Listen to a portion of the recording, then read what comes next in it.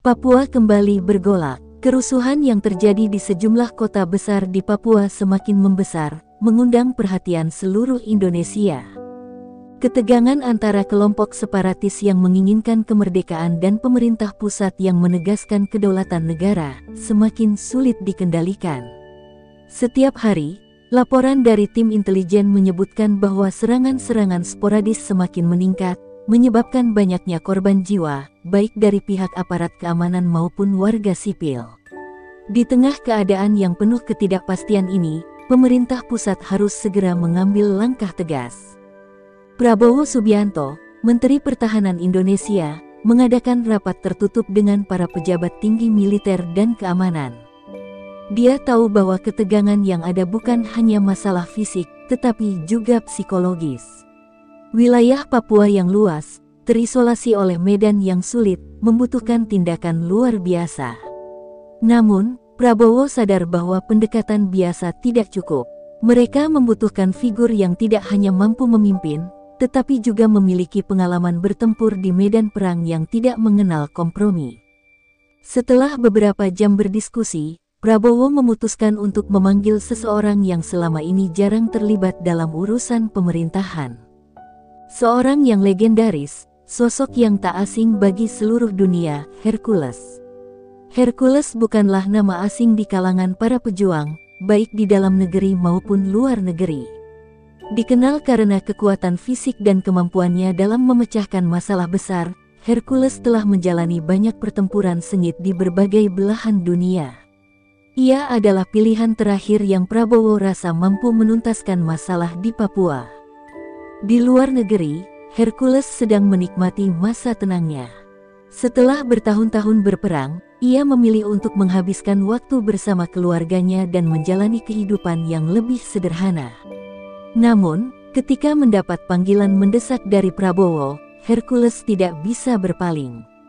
Ia tahu betul, Indonesia membutuhkan bantuan seorang yang tidak takut menghadapi bahaya dan memiliki pengalaman memimpin di medan perang. Dalam waktu singkat, Hercules menerima panggilan itu dan bersiap untuk kembali ke Indonesia. Kedatangan Hercules di Jakarta disambut dengan penuh harapan.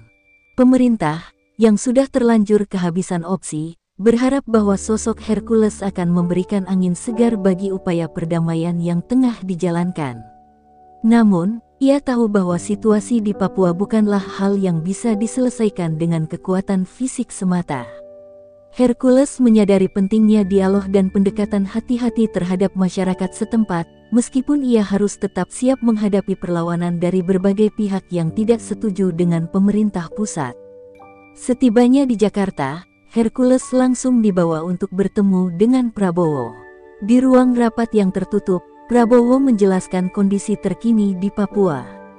Hercules mendengarkan dengan seksama, melihat peta yang menunjukkan titik-titik konflik dan memahami apa yang sedang terjadi. Prabowo menekankan bahwa tindakan keras telah dilakukan, namun hasilnya tidak maksimal. Diperlukan seseorang yang bisa membawa otoritas dan sekaligus mampu menyentuh hati rakyat Papua. Mendengar penjelasan itu, Hercules terdiam sejenak. Ia bukanlah tipe orang yang terburu-buru mengambil keputusan. Ia tahu, sebelum bertindak, ia harus mengetahui lebih dalam tentang alasan di balik perlawanan rakyat Papua. Hercules memutuskan untuk melakukan pendekatan yang lebih manusiawi, berbicara langsung dengan perwakilan masyarakat Papua yang berseberangan dengan pemerintah. Ia ingin memahami rasa ketidakpuasan mereka dan mencari cara untuk meredakan ketegangan yang sudah mengakar. Sementara itu, di Papua, kondisi semakin kritis. Di beberapa daerah, para pendukung kelompok separatis melakukan aksi-aksi besar yang melibatkan pemblokiran jalan, pembakaran kendaraan, dan serangan terhadap pos-pos keamanan. Masyarakat yang terjebak di antara dua kekuatan merasa cemas dan terancam. Tak sedikit dari mereka yang merasa kesulitan untuk membedakan antara pihak yang membela kemerdekaan Papua dan pihak yang mewakili negara. Situasi ini membuat warga sipil menjadi sasaran tembak dari kedua belah pihak. Namun, dalam kekacauan ini, ada beberapa tokoh masyarakat Papua yang mulai berani menyuarakan kebutuhan untuk perdamaian. Mereka sadar bahwa kekerasan tidak akan menyelesaikan masalah, dan mereka berharap ada pihak yang bisa menjembatani antara kelompok separatis dan pemerintah. Hercules, dengan segala kemampuannya, diharapkan bisa menjadi sosok penengah yang bisa membawa perdamaian tanpa merusak kehormatan dan hak-hak masyarakat Papua. Dengan semangat dan tekad, Hercules bersiap untuk terjun ke lapangan. Ia tahu ini akan menjadi salah satu misi terberat dalam hidupnya, tetapi ia juga yakin bahwa dengan pendekatan yang tepat, perdamaian di Papua bukanlah hal yang mustahil. Ketika pesawat yang membawa Hercules akhirnya mendarat di Papua, ia tahu bahwa ini adalah langkah pertama dari perjalanan panjang menuju stabilitas. Setibanya di Papua, Hercules disambut dengan suasana yang jauh berbeda dari harapannya. Di atas tanah yang kaya akan alam dan budaya ini, ketegangan terasa begitu kental. Pemandangan yang biasanya menenangkan, kini dipenuhi dengan jejak-jejak kekerasan. Warga yang terpaksa hidup di tengah konflik merasa terperangkap dalam perang yang tak mereka inginkan. Mereka hanya ingin hidup damai, namun tak ada yang peduli dengan suara mereka. Hercules melangkah dengan hati berat, menatap puluhan tentara yang berjaga di sekitar bandara. Mereka mengenakan pakaian taktis, senjata terhunus, siap untuk menghadapi segala kemungkinan. Sesekali, terdengar suara letusan senjata yang menggetarkan suasana yang sudah tegang ini. Hercules tahu, ia harus segera bertindak. Namun, ia tidak bisa bergerak sembarangan, karena setiap langkahnya diawasi oleh mereka yang mencurigai niatnya. Di tengah perjalanan menuju markas, Hercules mendapati pemandangan yang memilukan. Sebuah desa yang dulunya hidup dengan riang, kini hancur lebur. Rumah-rumah terbakar, jalanan penuh dengan puing-puing, dan hanya ada kesunyian yang menggantung di udara. Warga yang selamat terpaksa mengungsi ke tempat yang lebih aman, meninggalkan rumah mereka yang musnah oleh api. Seorang ibu muda dengan mata kosong berlari di sampingnya, menggenggam tangan anaknya yang terbalut luka. Hercules berhenti sejenak dan menatap mereka. Tidak ada kata yang keluar dari mulutnya. Hanya rasa empati yang muncul di dalam hati. Prabowo telah memberikan arahan dengan jelas. Hercules tidak hanya diharapkan untuk menghentikan kerusuhan ini, tetapi juga untuk mencari akar masalah yang mendalam. Kelompok separatis yang telah lama berjuang untuk kemerdekaan Papua bukanlah musuh yang bisa dihancurkan dengan kekuatan saja. Mereka memiliki alasan yang tak bisa dipandang sebelah mata. Ada rasa ketidakadilan, kekesalan yang menumpuk selama puluhan tahun, dan kini, ledakan itu akhirnya pecah. Pagi itu, Hercules bertemu dengan salah satu tokoh masyarakat Papua, seorang lelaki tua yang dihormati dan dipercaya oleh rakyat. Wajahnya penuh keriput, matanya tajam menatap dunia dengan penuh kebijaksanaan. Lelaki itu, yang dikenal dengan nama Juru, memimpin sebuah pertemuan dengan beberapa perwakilan kelompok separatis. Hercules tahu, ini adalah kesempatan yang tak boleh disia-siakan. Jika ia ingin menemukan solusi, ia harus berbicara langsung dengan mereka yang terlibat dalam konflik ini. Di bawah naungan pohon besar, di sebuah tempat yang sepi, Hercules duduk bersama mereka. Suasana begitu hening, hanya terdengar suara angin yang berdesir melalui pepohonan. Juru membuka percakapan dengan suara yang lembut, namun penuh makna. Kami sudah cukup lama bertahan dalam kesakitan ini, Hercules. Apa yang kami lakukan bukanlah tanpa alasan. Kami ingin diakui, kami ingin dihargai. Hercules menatap lelaki tua itu, berusaha menyerap setiap kata yang keluar dari mulutnya. Ia tahu, untuk memecahkan masalah ini, ia harus mengerti apa yang sebenarnya terjadi di balik semua perlawanan ini. Saya datang bukan untuk berperang. Saya datang untuk mencari jalan damai. Papua adalah bagian dari Indonesia, namun saya tahu Anda dan orang-orang Anda merasa terlupakan. Apa yang bisa kita lakukan agar damai bisa tercipta? Tanya Hercules dengan suara yang tenang. Lelaki tua itu terdiam sejenak, matanya memandang jauh ke depan, seolah mencari jawaban dalam desakan waktu. Kita butuh keadilan, jawabnya pelan, namun penuh penekanan. Kami bukan teroris, kami hanya ingin hidup dengan martabat. Pemerintah tidak pernah mendengarkan kami, hanya menganggap kami sebagai ancaman. Percakapan itu berlanjut dengan penuh ketegangan. Masing-masing pihak memiliki pandangan yang berbeda, namun Hercules merasa bahwa ada kemungkinan untuk menemukan titik temu. Di dalam dirinya, ia yakin bahwa perdamaian tidak akan tercipta dengan mudah, tetapi itu bukan berarti hal tersebut tidak mungkin terjadi. Sementara itu, di Jakarta, protes pelajar yang menentang makan bergizi gratis juga semakin berkembang. Aksi yang dimulai dengan ketidaksetujuan terhadap kebijakan tersebut kini berubah menjadi demonstrasi besar-besaran. Ribuan pelajar turun ke jalan, mengangkat spanduk dan meneriakkan tuntutan mereka. Mereka merasa kebijakan itu merampas hak mereka untuk memilih makanan yang mereka sukai. Semua ini, menurut mereka, adalah bentuk pemaksaan yang tak seharusnya ada dalam negara yang menjunjung tinggi kebebasan. Ketegangan yang meningkat di Papua dan Jakarta semakin memperburuk suasana politik di Indonesia. Prabowo, yang mengawasi keduanya, merasa ada tekanan besar yang harus segera diselesaikan. Namun, ia tidak bisa menahan rasa cemasnya. Hercules, satu-satunya harapan untuk mengatasi kedua krisis ini, harus bekerja keras untuk meredakan ketegangan. Prabowo hanya bisa menunggu kabar dari Hercules, berharap bahwa tindakan heroik dari sang legenda dapat membawa hasil yang diinginkan.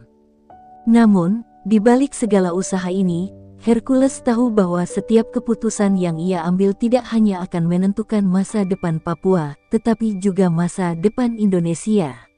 Sebuah pilihan yang akan mengubah jalannya sejarah bangsa. Malam itu, di tengah hutan Papua yang lebat, Hercules duduk termenung di bawah bintang-bintang yang seakan tak peduli dengan kerusuhan yang sedang terjadi di bumi di bawahnya. Di sekelilingnya, hanya terdengar desiran angin yang menggoyangkan dedaunan. Ia memikirkan kata-kata Juru yang begitu dalam. "Kami bukan teroris, kami hanya ingin hidup dengan martabat." Kata-kata itu terus mengiang di telinganya, menggetarkan hatinya. Ia tahu, untuk memahami sebuah konflik, harus ada keinginan untuk merasakan penderitaan mereka, bukan hanya melihatnya dari sudut pandang yang jauh. Hercules tahu bahwa keputusan yang diambil hari ini akan menentukan masa depan Papua, dan bahkan masa depan Indonesia. Namun, meskipun ia berusaha sekuat tenaga, ia juga merasa terbebani oleh kenyataan bahwa kadang, meskipun seseorang berusaha untuk membuat yang terbaik, jalan menuju perdamaian tidak selalu mulus. Keputusan sulit harus dibuat, dan ia tidak tahu apakah keputusan itu akan membawa dampak yang diinginkan. Keesokan harinya, Hercules kembali bertemu dengan kelompok separatis yang dipimpin oleh Juru. Di pertemuan itu, ia mengusulkan untuk menyusun sebuah perundingan terbuka, melibatkan semua pihak yang terlibat. "Kita tidak akan bisa menyelesaikan ini dengan kekuatan," katanya dengan tegas, matanya menatap setiap orang di ruang pertemuan itu. "Kita harus mendengarkan satu sama lain dan mencari solusi yang tidak hanya menguntungkan satu pihak, tetapi untuk seluruh rakyat Papua." Namun, meskipun beberapa anggota kelompok itu tampak tertarik, ada satu sosok yang lebih skeptis. Namanya Niko, seorang pemimpin muda yang sangat radikal. "Perundingan? Untuk apa? Pemerintah Indonesia hanya akan berjanji kosong. Kita sudah cukup lama dibohongi," katanya dengan suara penuh kebencian. "Kita tidak akan pernah diberi keadilan jika kita terus menunggu mereka." Hercules menatap Niko dengan penuh kesabaran. "Saya mengerti rasa sakit yang Anda rasakan, Niko," katanya pelan. "Tetapi kita harus memberi kesempatan kepada dialog. Tanpa itu, kita akan terperangkap dalam lingkaran kebencian yang tak berujung." Namun, meskipun ada beberapa suara yang mendukung gagasan perundingan, suasana tetap penuh ketegangan. Niko dan beberapa orang lainnya tidak siap untuk melepaskan senjata mereka begitu saja. Hercules merasakan bahwa meskipun niat baik ada kekuatan yang jauh lebih besar yang menarik tali di balik layar, menghalangi proses perdamaian ini. Ia tidak bisa memaksa mereka untuk percaya padanya, tapi ia harus melangkah lebih jauh untuk mencapainya. Sementara itu, di Jakarta, protes pelajar yang menentang kebijakan makan bergizi gratis semakin membesar. Demonstrasi yang mulanya terkesan sederhana kini berubah menjadi gejolak sosial yang tak terkontrol. Di jalan-jalan Jakarta, ribuan pelajar berkumpul, meneriakkan yel-yel, membawa poster yang berisi kritik terhadap kebijakan pemerintah. Mereka merasa hak mereka untuk memilih makanan yang mereka makan dirampas, dan kebijakan itu dianggap sebagai tindakan sewenang-wenang. Ketegangan di ibu kota semakin memuncak, dengan polisi yang berjaga-jaga untuk menghindari bentrokan langsung. Di tengah pergerakan yang semakin tak terkendali ini, Hercules merasa dilema besar menggelayuti hatinya.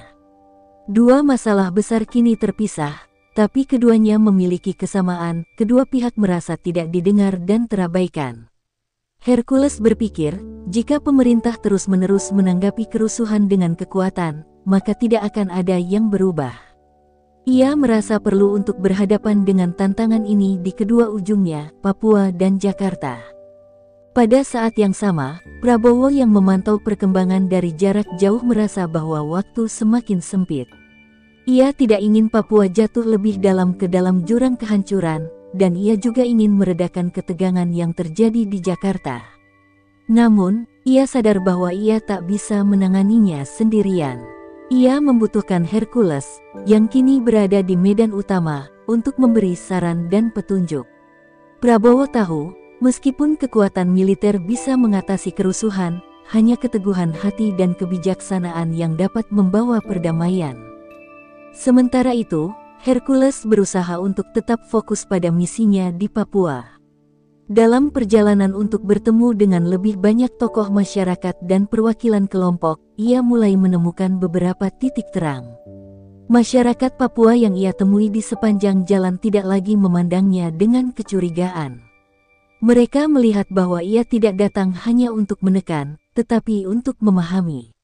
Tentu saja, masih ada rasa takut dan trauma yang mengakar, tetapi ada juga harapan yang mulai tumbuh. Di tengah perjalanan, Hercules bertemu dengan seorang wanita muda bernama Malva, seorang aktivis yang telah berjuang untuk hak-hak perempuan dan anak-anak di Papua. Malva memiliki jaringan luas di kalangan masyarakat, dan ia memiliki pandangan yang berbeda tentang bagaimana menghadapi konflik ini. Kita bisa hidup damai, katanya kepada Hercules dengan penuh keyakinan. Namun, perdamaian itu harus dimulai dari bawah. Dari hati kita yang paling dalam. Jika kita terus-menerus berpegang pada kebencian, kita tidak akan pernah maju. Mendengar kata-kata Malva, Hercules merasa ada harapan baru. Di balik semua kebisingan dan ketegangan, ada orang-orang seperti Malva yang berusaha untuk membawa perubahan. Mungkin, inilah saatnya bagi dirinya untuk menjadi jembatan, menyatukan mereka yang terpecah, mencari jalan untuk berdamai meskipun banyak pihak yang masih terperangkap dalam kebencian dan rasa takut. Dengan keyakinan yang baru, Hercules melangkah maju. Perjalanan panjangnya baru saja dimulai. Namun, ia tahu satu hal, tidak ada perubahan besar yang datang tanpa pengorbanan. Dan mungkin, ia harus mengorbankan lebih dari sekadar nyawanya untuk mencapai perdamaian yang telah lama ditunggu-tunggu di Papua. Langit sore itu membentang kelabu, mendung menutupi seluruh penjuru Papua.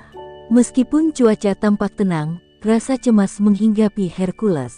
Ia telah berusaha sekuat tenaga untuk menghubungkan setiap pihak yang terlibat dalam konflik ini, tetapi jalan menuju perdamaian tampaknya semakin terjal. Ketegangan yang terus membara di bawah permukaan membuatnya merasa seolah-olah setiap langkah yang diambil bisa memicu api yang lebih besar. Hercules baru saja kembali dari sebuah pertemuan dengan kelompok pemuda Papua yang merasa terpinggirkan oleh kebijakan-kebijakan pemerintah yang menurut mereka hanya menguntungkan satu pihak. Di mata mereka, Hercules bukan lagi sosok legenda yang dikenal dengan kekuatannya, melainkan seorang asing yang mencoba memahami penderitaan mereka. Meski mereka tak sepenuhnya percaya padanya, Hercules merasakan bahwa hanya dengan waktu dan pengertianlah mereka bisa dibawa untuk berdialog. Namun, di luar pertemuan-pertemuan tersebut, ada sesuatu yang jauh lebih gelap sedang berlangsung. Konflik ini bukan hanya soal perbedaan pendapat atau klaim teritorial, tetapi juga soal kekuatan yang tersembunyi. Ada pihak-pihak yang tak ingin perdamaian terwujud karena mereka hidup di dalam kekacauan ini, kelompok-kelompok yang memperoleh keuntungan dari ketidakstabilan. Mereka adalah aktor-aktor bayangan yang bermain di balik layar, memainkan permainan mereka tanpa peduli pada kemanusiaan. Sementara itu, di Jakarta, situasi semakin menegangkan. Protes pelajar semakin meluas, dan meskipun aksi mereka lebih fokus pada penolakan terhadap kebijakan makan bergizi gratis, di baliknya ada rasa tidak puas yang lebih dalam terhadap pemerintah. Para pelajar merasa bahwa suara mereka tak pernah didengar, dan kebijakan ini hanyalah puncak gunung es dari ketidakadilan yang mereka alami. Tidak sedikit yang mulai menggugat sistem pendidikan yang mereka rasa tidak adil, dan menuntut perubahan yang lebih besar.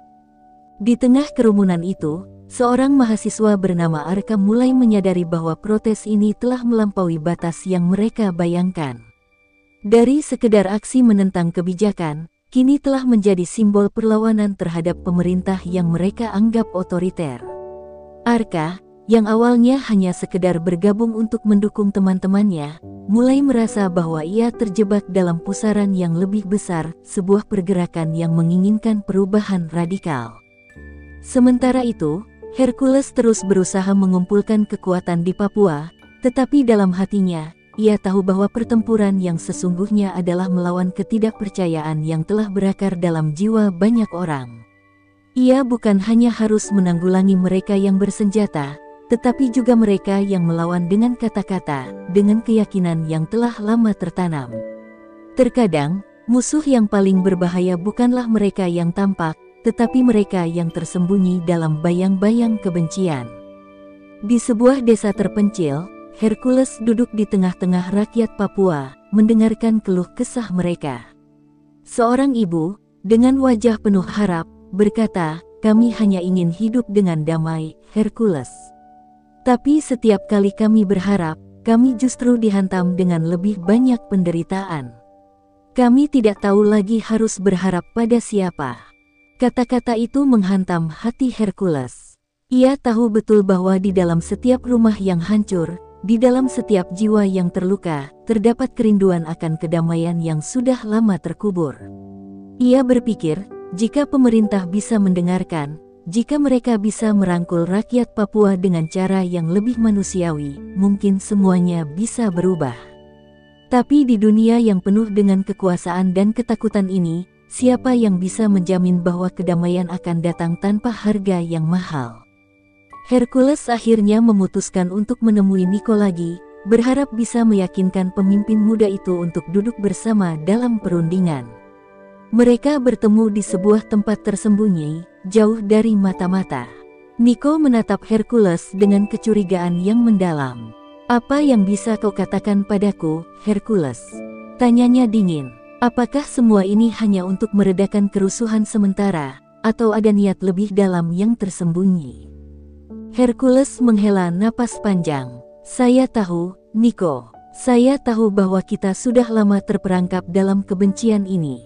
Tapi jika kita terus berperang, siapa yang akan menang? Dan apa yang akan kita dapatkan setelah itu? Hanya kehancuran." Ia memandang mata Nico, berharap kata-katanya bisa menyentuh hatinya. "Kita bisa mencari jalan keluar, kita bisa berbicara dan menemukan cara untuk hidup bersama. Itu bukan sesuatu yang mudah, tapi kita harus mencobanya." Namun, Nico tetap teguh pada keyakinannya. "Kita sudah cukup lama menunggu, Hercules. Kami tak akan berhenti sampai suara kami didengar. Tidak ada lagi ruang untuk kompromi," ujarnya dengan tegas, suaranya menggema di hutan yang sunyi. Di saat yang sama, situasi di Jakarta semakin genting.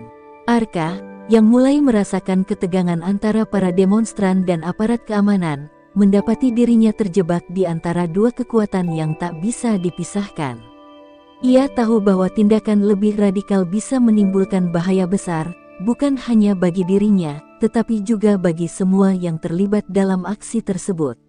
Namun, saat melihat mata penuh keyakinan dari teman-temannya, ia merasa sulit untuk mundur. Dalam bayang-bayang protes itu, ada satu hal yang jelas bagi Arka, rakyat tidak akan puas sampai mereka merasa diakui. Sementara itu, Hercules yang berada jauh di Papua juga harus menghadapi kenyataan yang sama bahwa perdamaian bukanlah hal yang bisa diperoleh begitu saja. Ia harus berjuang melawan ketakutan, kebencian, dan perlawanan dari berbagai pihak yang merasa posisinya terancam. Namun, dalam hatinya, Hercules tidak pernah merasa lebih yakin kedamaian yang sejati hanya akan terwujud jika semua pihak rela berkorban, jika mereka bersedia melihat lebih dalam dari sekedar perbedaan. Sebuah jalan panjang menanti, dan Hercules tahu bahwa ia tidak bisa berjalan sendirian. Tahun baru datang dengan harapan, tetapi di tanah Papua, kebencian dan ketakutan masih terus menggema.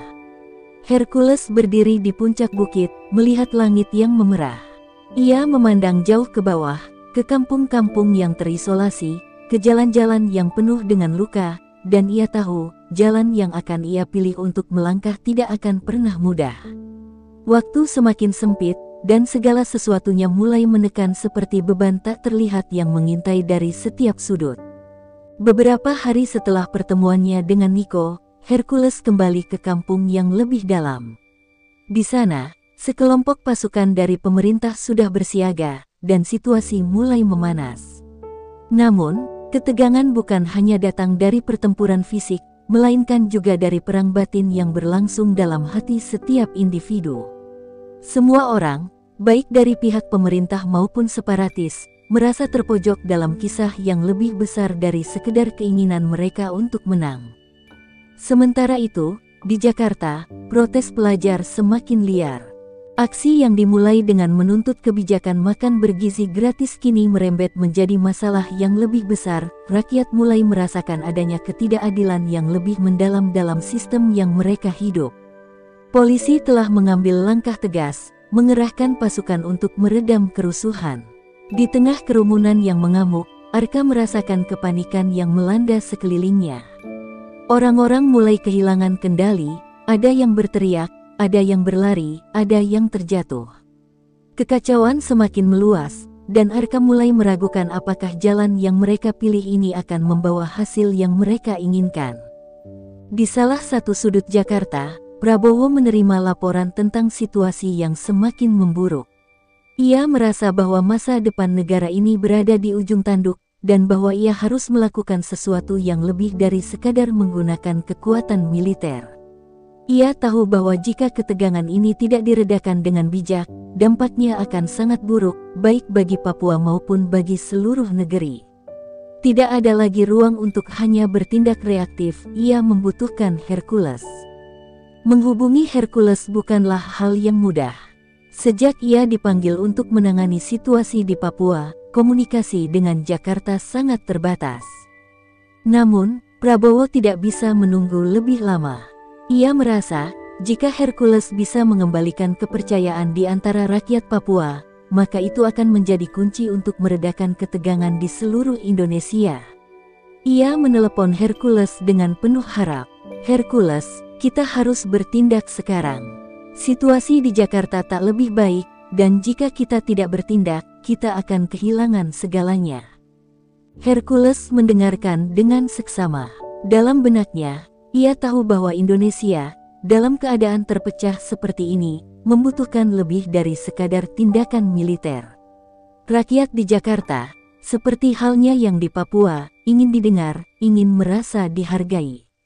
Tapi di tengah-tengah kesulitan yang mencekam, Hercules tahu bahwa satu-satunya cara untuk mencapai itu adalah dengan mengambil langkah berani, langkah yang bisa mengubah nasib bangsa ini.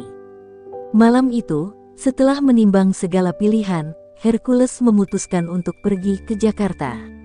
Ia merasa bahwa inilah saatnya untuk membawa pertemuan antara dua dunia yang berbeda. Di satu sisi ada rakyat yang merasa tertindas, dan di sisi lain ada pemerintah yang terus-menerus berjuang untuk menjaga kestabilan. Tetapi, apakah kedua pihak ini siap untuk mendengarkan satu sama lain? Di Jakarta, Arka tiba-tiba merasa ada sesuatu yang sangat salah. Keadaan semakin panas, dan ia tahu bahwa jika mereka tidak berhati-hati, kerusuhan ini bisa membesar lebih dari yang mereka bayangkan.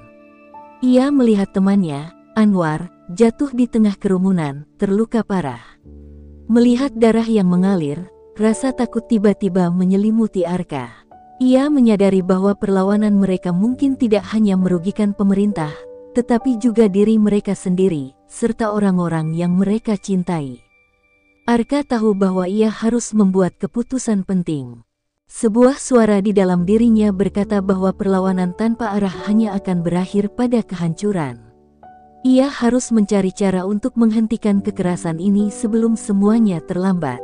Dalam kebingungannya, ia memutuskan untuk menemui salah satu pemimpin pelajar yang lebih berpengaruh, Rina, yang selama ini menjadi pendorong utama aksi mereka.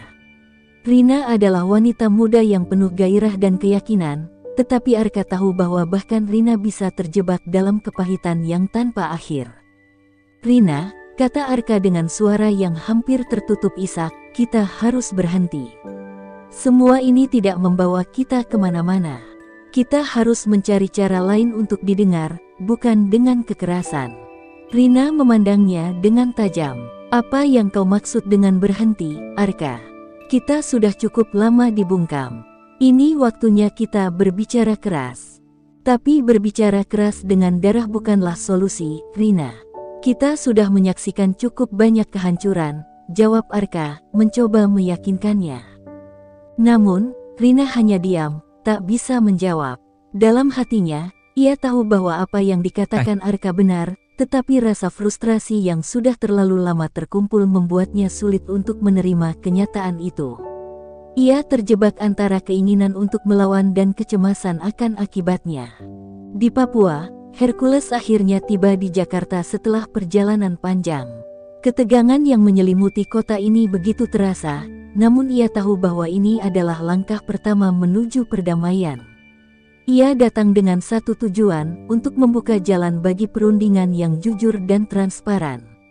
Namun, ia sadar bahwa jalan yang harus ditempuh penuh dengan hambatan, bahkan jika niatnya adalah baik.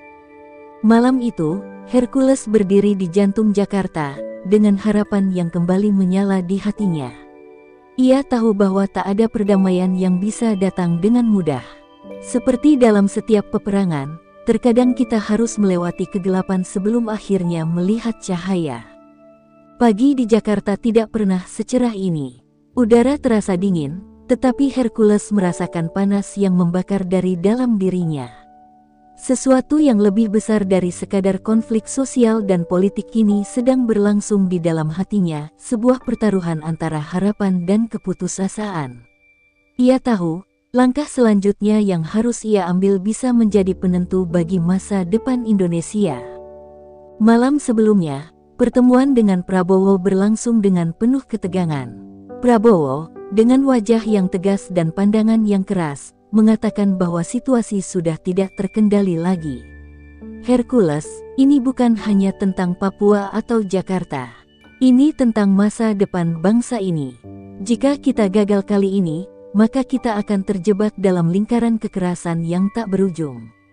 Kita perlu solusi, dan kita perlu melangkah dengan cepat," ujar Prabowo, matanya penuh rasa cemas. Tapi Hercules tidak mudah terpengaruh. Baginya, bukan sekadar kata-kata atau taktik militer yang akan menyelesaikan masalah ini. Ia mengerti bahwa dalam hati setiap orang di tanah ini, baik di Papua maupun di Jakarta, ada rasa terluka yang mendalam. Dan luka-luka itu tidak akan sembuh hanya dengan kekuatan atau tekanan. Setelah pertemuan itu, Hercules memutuskan untuk berbicara dengan Rina.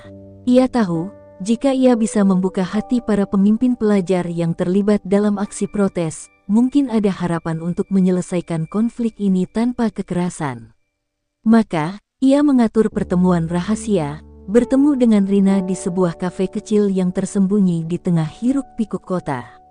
Rina datang, mengenakan jaket hitam, wajahnya serius, tetapi di matanya ada kelelahan yang begitu dalam.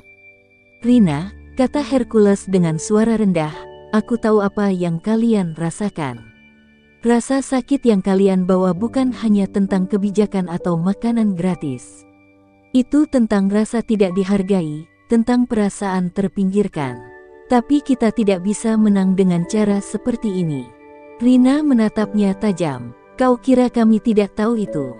Kami lelah, Hercules. Kami sudah cukup lama berteriak, berjuang, tapi tidak ada yang mendengar kami. Bagaimana kami bisa percaya bahwa semuanya akan berubah hanya dengan duduk dan berbicara? Karena, Rina, perubahan tidak datang hanya dengan teriakan. Perubahan datang dengan pengertian, dengan keterbukaan, dan dengan kesediaan untuk berdialog, jawab Hercules, matanya penuh keteguhan. Kita harus mencoba. Kalau bukan kita yang memulai, siapa lagi? Rina terdiam, hatinya bergejolak antara rasa marah dan perasaan kehilangan harapan. Namun, entah mengapa, ada sesuatu dalam diri Hercules yang membuatnya ragu untuk menolak. Ada sesuatu yang tulus dalam setiap kata yang diucapkannya. Mungkin, hanya mungkin, mereka bisa mencari jalan tengah. Di sisi lain kota, Arka mulai menyadari bahwa apa yang mereka lakukan telah melampaui batas. Aksi mereka tidak lagi semata-mata untuk mencapai tujuan yang adil, tetapi telah berubah menjadi kegilaan. Ketika ia melihat berita tentang semakin banyaknya pelajar yang terluka dan terlibat bentrokan dengan aparat, hatinya terasa hancur. Apakah ini yang mereka inginkan?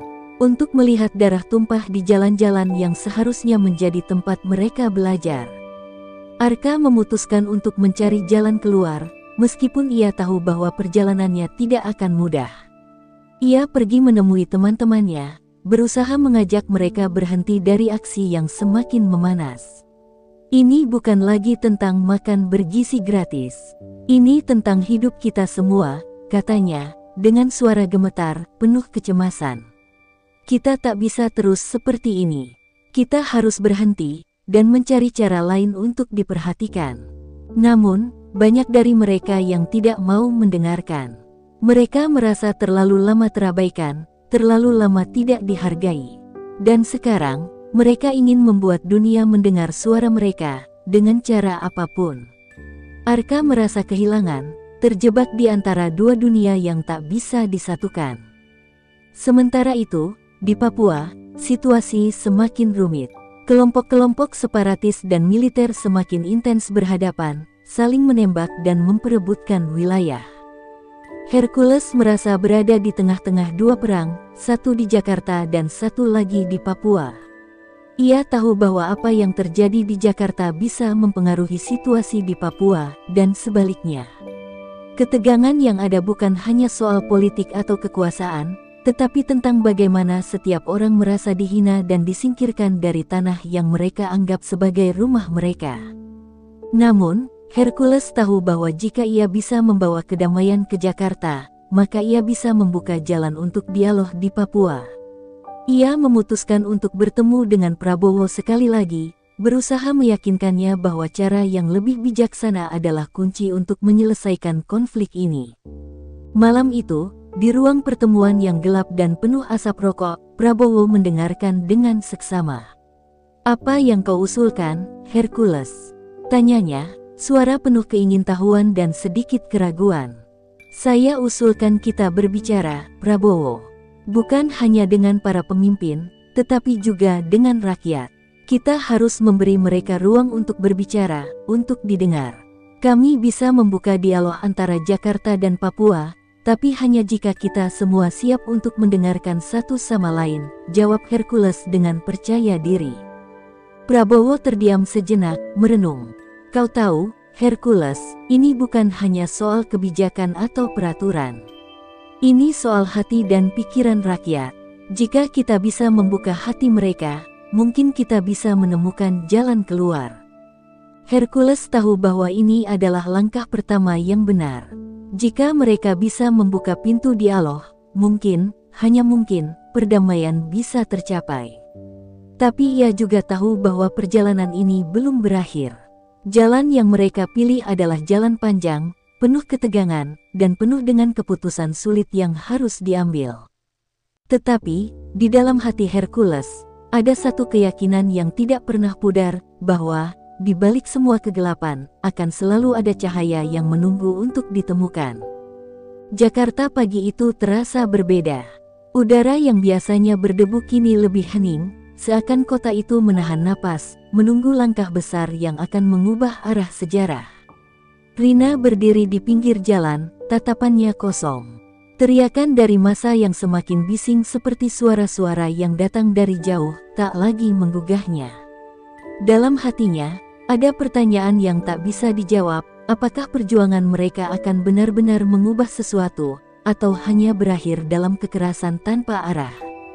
Hari itu adalah hari pertemuan yang ditunggu-tunggu, pertemuan yang akan menjadi penentu arah gerakan yang telah mengisi jalan-jalan Jakarta.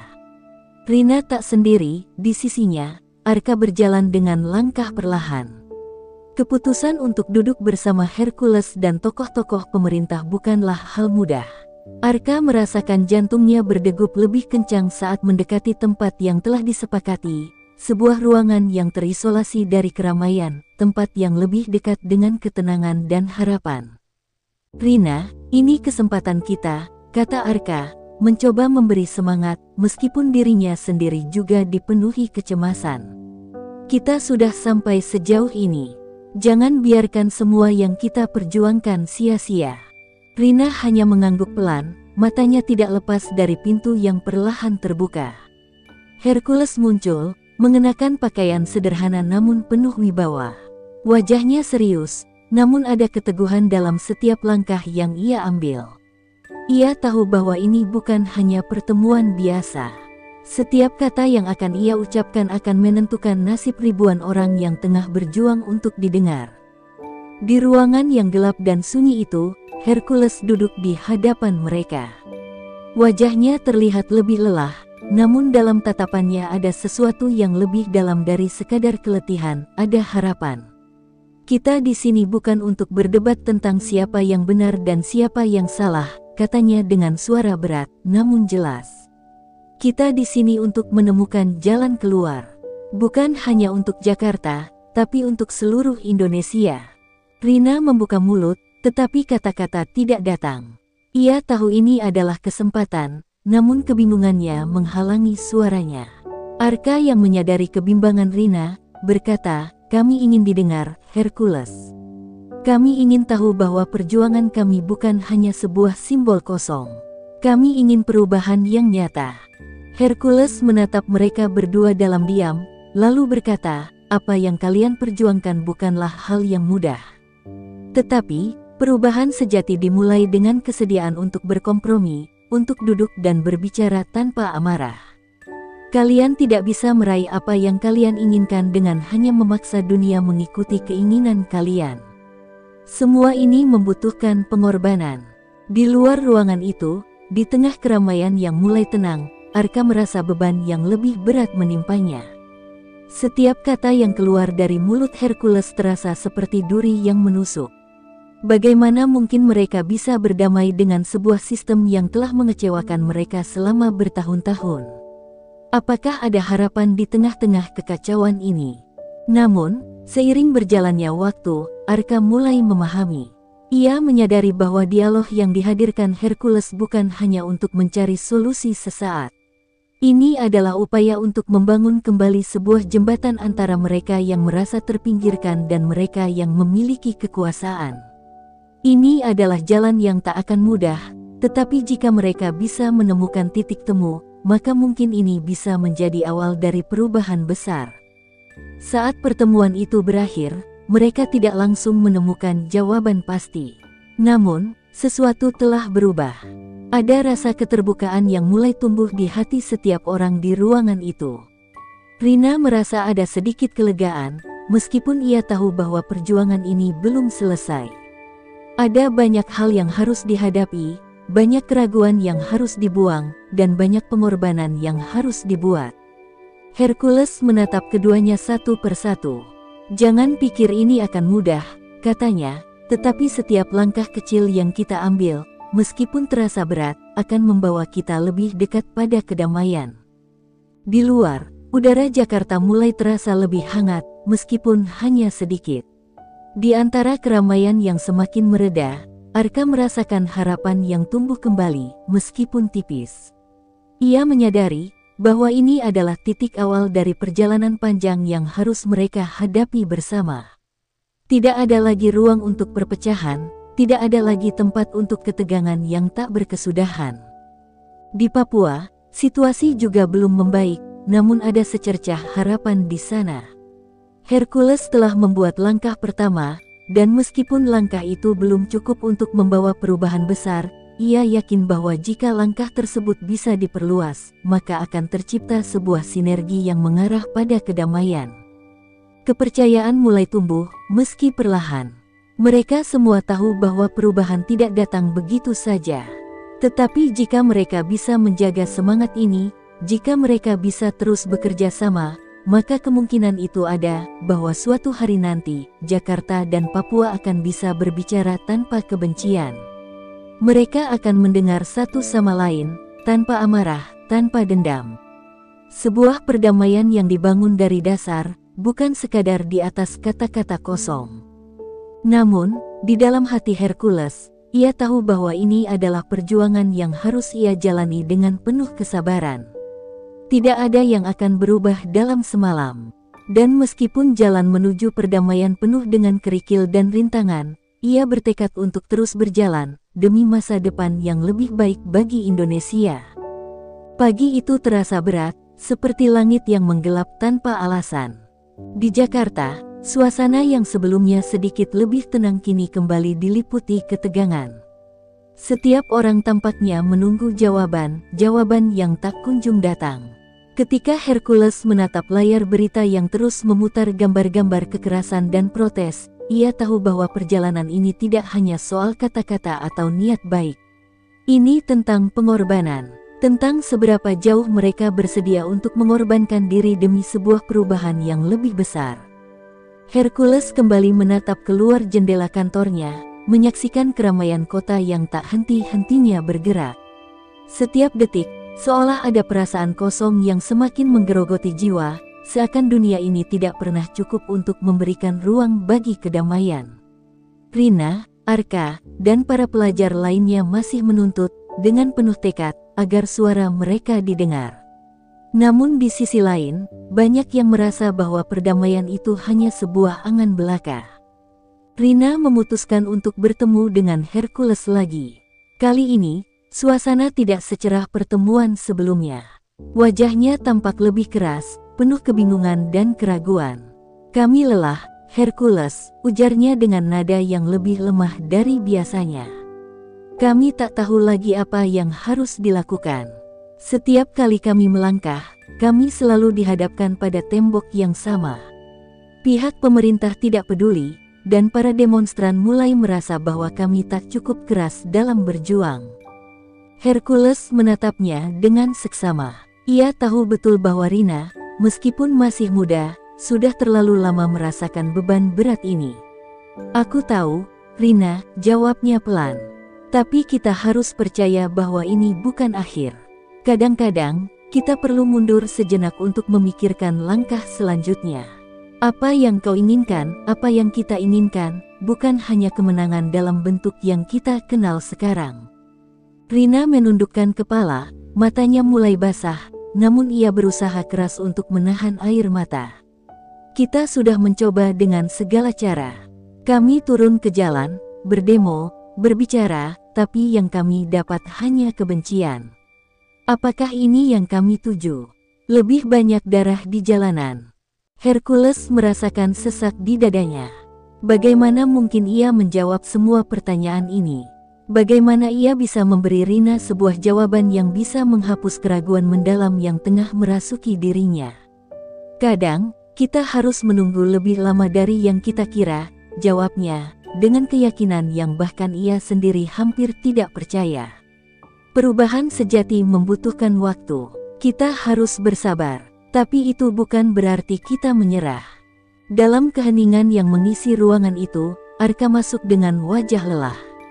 "Ada kabar buruk," katanya tanpa basa-basi. "Aksi yang kami rencanakan malam ini, ada yang mulai bentrok dengan aparat. Kekerasan makin meluas di berbagai tempat." Darah Hercules terasa seperti membeku. Ia tidak terkejut, namun kesedihan tetap melanda hatinya. "Apa yang terjadi?" tanyanya dengan suara yang rendah. Kami sudah kehilangan kendali," jawab Arka. Beberapa pemimpin pelajar mulai memimpin jalan yang lebih radikal. Mereka menganggap ini adalah satu-satunya jalan untuk membuat pemerintah mendengar. Dan sekarang, pihak aparat sudah mulai menanggapi dengan kekuatan lebih besar. Rina menatap Arka dengan tatapan kosong, matanya hilang di balik kegelapan yang menyelubungi seluruh tubuhnya. Apa yang kita lakukan salah, Arka? Tanyanya pelan. Apakah semua ini sia-sia? Hercules menghela napas panjang. Tidak ada perjuangan yang sia-sia, Rina. Hanya saja, kita harus memilih cara kita berjuang. Kita bisa melawan dengan kekuatan, atau kita bisa berjuang dengan hati. Tapi ingat, hatimu yang akan menentukan arah. Setelah beberapa lama dalam keheningan, Rina berkata dengan suara penuh keraguan, "Kau yakin kita bisa berhenti, Hercules? Bisa memperbaiki semua ini tanpa lebih banyak darah yang tertumpah?" Hercules mengangkat wajahnya, menatap mata Rina dalam-dalam. "Aku yakin, kita harus. Kita tidak bisa mengubah dunia dengan lebih banyak kebencian. Kita harus menutup luka, bukan menambahkannya." Namun, saat mereka bersiap untuk merencanakan langkah berikutnya, pesan masuk dari Prabowo mengabarkan bahwa situasi di Papua semakin memburuk. Di sana, ketegangan antara militer dan kelompok separatis telah mencapai titik kritis. Militer Indonesia semakin menguatkan cengkeramannya, sementara separatis Papua semakin tidak terkendali. Rangkaian peristiwa ini hanya memperburuk ketegangan yang telah lama ada. Hercules merasakan hatinya terhimpit. Ini lebih besar dari apa yang ia bayangkan. Ketika ia memasuki dunia politik, ia tahu bahwa ia akan menghadapi banyak tantangan. Namun, tidak ada yang mempersiapkannya untuk beban yang sebesar ini. Apa yang terjadi di Papua, dan apa yang kini terjadi di Jakarta, adalah dua wajah dari masalah yang sama, ketidakadilan yang berakar begitu dalam. Dengan rasa terpaksa, Hercules memutuskan untuk segera pergi ke Papua. "Aku harus pergi ke sana. Jika kita ingin berdamai di Jakarta, kita harus membawa kedamaian ke Papua terlebih dahulu," katanya dengan keyakinan yang tidak terbantahkan. Rina dan Arka memandangnya, wajah mereka penuh kecemasan. "Kau yakin?" tanya Rina. Hercules mengangguk, matanya penuh tekad. "Ini bukan hanya tentang kalian atau aku. Ini tentang kita semua. Jika kita ingin Indonesia bersatu, kita harus menyembuhkan luka-luka yang ada di Papua. Itu satu-satunya cara." Saat pesawatnya terbang meninggalkan Jakarta, Hercules merasakan gelombang emosi yang datang tak terkendali. Ia tahu, ini adalah langkah terberat yang pernah ia ambil. Tidak hanya untuk dirinya sendiri, tetapi untuk seluruh negeri yang kini terbelah. Ia berharap, dengan berjuang di dua tempat ini, ia bisa menemukan jalan bagi perdamaian yang sebenarnya. Tapi, apakah itu mungkin? Dalam hati, Hercules tahu satu hal yang pasti, perjuangan ini baru saja dimulai.